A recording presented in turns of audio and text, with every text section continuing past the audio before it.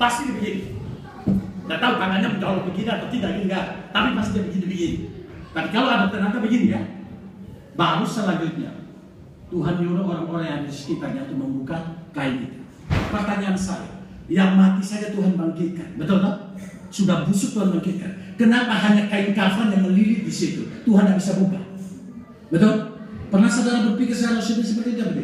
Kenapa Tuhan suruh orang lain? Tuhan mau katakan, Tuhan mau menjadikan kita menjadi mitranya. Untuk mengerti ada bagian yang Tuhan kerjakan, tapi ada bagian yang kita harus kerjakan dalam hidup ini. Kadang-kadang kita serahkan semuanya sama Tuhan. Teman saya itu SMP kan begitu. Waktu kami SMP, ujian yang panas, suruh belajar. Dia bilang apa? Nah, saya sudah lahir baru, saya bersuara lagi, saya baca kitab saja, saya berdoa saja, saya berdoa puasa saja, pasti semuanya beres. Pas ujian, nggak mengerti apa-apa, tapi ada jawabannya. Apa jawabannya? Tuhan Yesus jawab. Tuhan Yesus akan menjawab. Jawabannya adalah Tuhan Yesus. Roh Kudus akan tolong dan lain sebagainya. Apa yang terjadi? Setelah dia terima kembali jawabannya, gurunya pakai tinta merah. Tuhan Yesus tidak jawab-jawab. Tuhan Yesus tidak pernah nulis. Roh Kudus tidak pernah kasih jawaban yang benar. Ya. Akhirnya dia dinyatakan tidak lu kecewa sama Tuhan. Kenapa? Kalau tidak perlu kita belajar, kenapa Tuhan kasih otak? Betul? Betul kan? Kenapa Tuhan harus kasih sekolah? Kenapa kasih rumah sakit dan lain sebagainya? Artinya bahwa ada bagian yang Tuhan kerjakan, tapi harus ada bagian yang kita kerjakan. Maka dalam hidup ini Tuhan ini adil. Dia kasih bagian yang kita kerjakan, tetapi Tuhan melengkapi kita. Maka jangan semuanya dikasih sama Tuhan. Betul? Apalagi kalau saya mau bicara jodoh. Seminar cinta pacaran seks itu lebih menarik kalau saya seminar. Tapi tidak usah di sini. Pertanyaan saya untuk menutupnya, sebagai rasa kuriositas kita, rasa ingin tahu, jodoh itu Tuhan yang tentukan atau kita yang tentukan? Amin. Amin, selesai.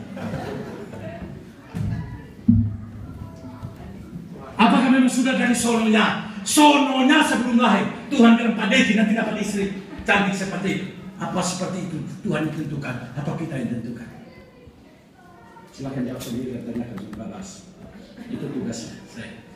Selesai. Maka di sini 3 hal penting yang kita boleh belajar. Jaminan Allah bagi orang yang beriman. Dia maha tahu. Dia punya banyak metode karena dia Allah. Yang ketiga, dia itu adil adanya. Ada bagian yang dikerjakan, tapi ada bagian yang kita harus kerjakan dalam hidup ini. Maka saya percaya kalau kita berjalan dalam bagian ini, saya percaya kita tidak akan pernah kecewa. Karena kita punya kebenaran yang melampaui kebenaran dunia ini. Kita tidak akan kecewa karena kita terbuka kepada metode Tuhan dalam hidup kita. Kita tidak akan kecewa karena kita tahu ada bagian Tuhan kerjakan, tapi ada bagian kita kerjakan. Ketika kita mengerjakan bagian kita, toh dan Tuhan susah. Mari kita angkat tangan dan katakan Tuhan, aku sudah angkat tangan dan sekarang engkau turun tangan di dalam bagianmu. Dan kita akan melihat bagaimana Tuhan berkarya dalam hidup kita. Mari kita tunduk kepala dan kita berdoa. Saya minta supaya lagu yang tadi yang dibawakan oleh pujian tadi, kita tetap percaya kalau tidak salah itu ya. Kita bangkit berdiri dan kita angkat pujian ini sungguh-sungguh. Saya diminta sini dan dikurau semaju ke depan bantu saya. Kita angkat pujian ini sungguh-sungguh sebagai respons kita dari kebenaran firman.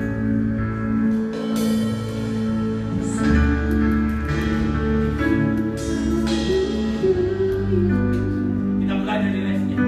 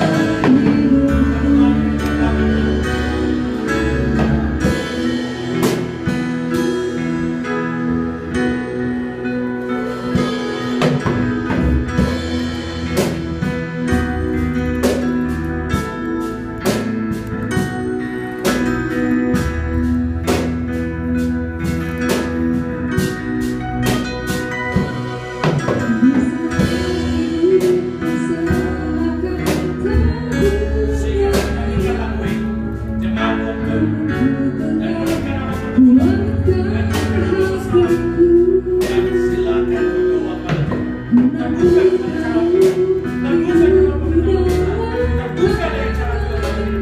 Kedua, Berharapanku hanya kepadamu, tetap percaya dengan pilihan kau bekerja